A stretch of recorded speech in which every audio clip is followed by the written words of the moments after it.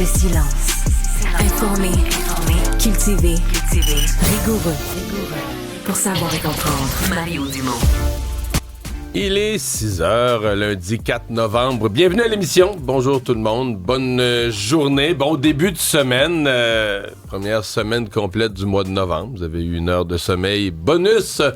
On ne sait pas pour combien de temps on va avoir ça, par exemple, des changements d'heure. C'est le grand débat du moment. Donc, à chaque fois qu'on change d'heure, ces temps-ci, on est en droit de se demander ce que c'est la dernière fois avec la consultation qu'a lancée notre gouvernement. André Sylvain qui est là cette semaine, qui est là aujourd'hui, aux nouvelles. Bonjour André Sylvain. Salut Mario. Isabelle, bonjour. Vous avez passé une belle fin de semaine. Très belle. Absolument. À LCN, les nouvelles se sont enchaînées. Il y a des gens qui nous écrivent des fois, qui notent ça. Mais tu travailles 7 jours sur 7, Isabelle? La réponse, c'est oui, comme Alexandre Dubé, on n'arrête pas. Elle travaille beaucoup.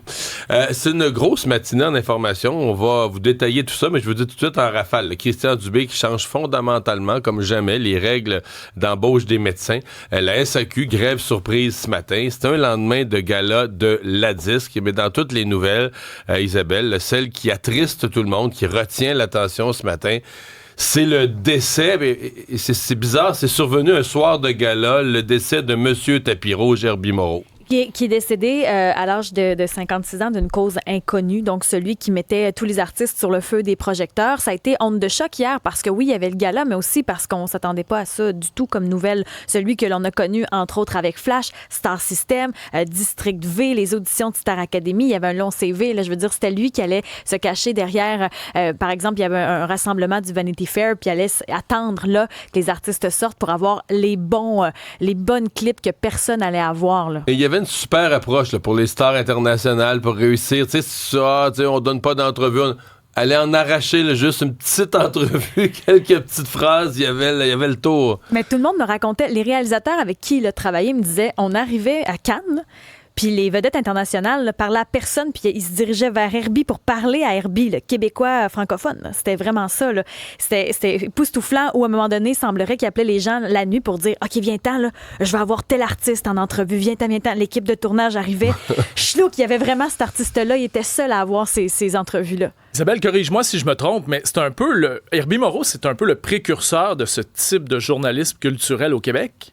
Ouais, ben, il a changé la façon de faire. Là. Avant ça, il y avait un autre journaliste, on parlait plus des potins. Mais lui, il a vraiment ramené ça, le tapis rouge, oser aller voir les artistes, leur donner la parole. En même temps, toujours respectueux, de dire, OK, tu me donnes ce que tu me donnes. Je te donne la parole, je te donne le micro. Mais la classe, c'est revenu beaucoup dans les commentaires, les hommages que les gens ont rendus sur les réseaux sociaux. Puis ça donnait le pont également entre le Québec et Hollywood. Il y avait cette espèce de connexion-là où pour nous, c'est un monde, on dirait, tellement inaccessible. Puis lui, il se rendait là, puis il était capable d'ouvrir les barrières. Moi, j'ai un rapport particulier avec lui. Je l'ai croisé souvent dans des événements publics, des événements où il était dans son rôle, même des tapis rouges. Mais j'ai travaillé pendant plusieurs mois dans le Vieux-Montréal, tout près. Je sais pas exactement où il restait, mais je le croisais là un matin sur deux. Quand moi, j'arrivais à travailler, il partait avec son gars. Il allait conduire son petit garçon à l'école. Je pense qu'il vient de son garçon qui vient de rentrer à l'université.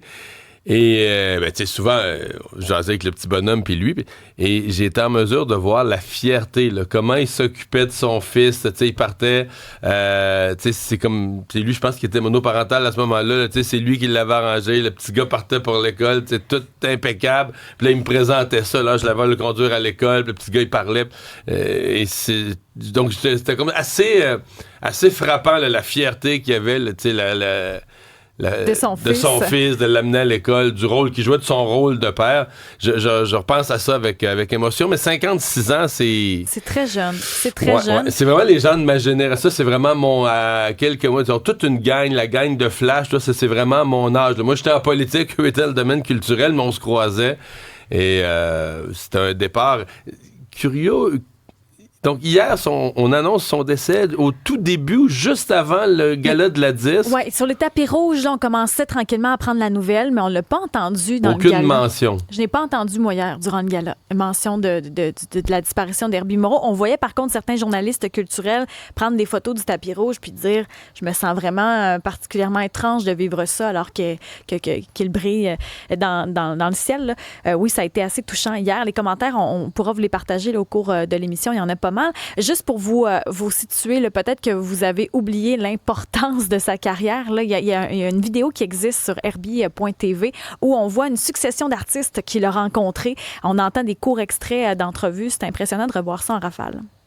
Al Pacino l'a reçu chez lui, à Hollywood, pour une entrevue exclusive. Herbie is giving me an interview now. Beyoncé lui a donné un cours de danse personnalisé. There you go. You got it. That's called ball head. Et Halle Berry fait des détours sur les tapis rouges pour lui faire la bise. Il a rencontré les plus grands. Elizabeth Taylor. How are you? Fine, thanks. How are you? Paul McCartney. It's okay. Yeah. McCartney, thank you. What do you think of the Vanity Fair party? It was very good. Excellent party. Yeah. Et son idole. Avec son micro jaune, hein, Ouais, qui était facilement flash, reconnaissable Puis dans les... très, très respectueux. Il rentrait tranquillement, on dirait, sans agresser. Mais c'est sûr qu'il y avait un charisme. C'est-à-dire qu'il y a des gens que tu remarques pas, dont tu oublies le visage, que tu... C'est évident que toutes les vedettes, puis on le voit en voyant les extraits pour les gens qui sont à la télé avec nous, tu vois que les vedettes, quand leur œil tombe sur Herbie Moreau, tu sais, il y a une étoile. C'est quelqu'un que tu as le goût de voir, c'est quelqu'un vers qui ils avaient le goût d'aller, ça se voit, là, des vedettes internationales, tout le monde court après eux, et eux, ils ont plein de journalistes devant eux, ils voient Herbie Moreau, puis on a l'impression que, il y a une... Il y a une connexion. Oui, il y a une Mais volonté particulière de se tourner vers lui. ceux qui n'ont pas vu Halle Berry, là, elle court sur le tapis rouge vers Herbie Moreau pour répondre à ses questions, lui faire Alors la que c'est bise. juste des journalistes et des photographes partout. Que ça, là, c'est impressionnant, vraiment. À la météo. À la météo, on aura encore droit à une montée des températures. Donc aujourd'hui, 9 degrés avec des précipitations. Pas beaucoup pour Montréal. Je dirais que c'est vraiment la couronne nord là, qui va être affectée par ces précipitations-là. Mais dès demain, mercredi, 21, 22 degrés. C'est de l'air chaud qui arrive Donc, du Golfe cette du poussée de Mexique. chaleur, c'est confirmé là, qu'on aura Oui. ça cette semaine. Un bon 2 jours pour la portion sud, là, tu sais, l'Outaouais, l'Estrie, la Montérégie, Montréal. Les autres secteurs du Québec, centre et est, on est plus près des valeurs. Mais quand même, ça va être plus gris cette semaine, mais assez doux encore. Mais là, si tu me permets, Isabelle, je vais poser la question qu'Alexandre Dubé poserait s'il était ici. À quand la neige? Bon. À quand la neige? Il y a eu quelques flocons en Abitibi. Peut-être que c'est la clé du succès de déménager à Rouen. Sinon, ici, il n'y aura pas de grande chute draconienne des températures avant la mi-novembre. Là, on va rester près des valeurs de saison, là, 7, 8 degrés, mais il n'y a pas de grande chute vertigineuse des degrés.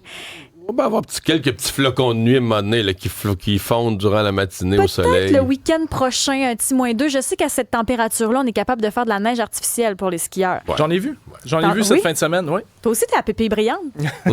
T'es bon remplaçant d'Alex, toi?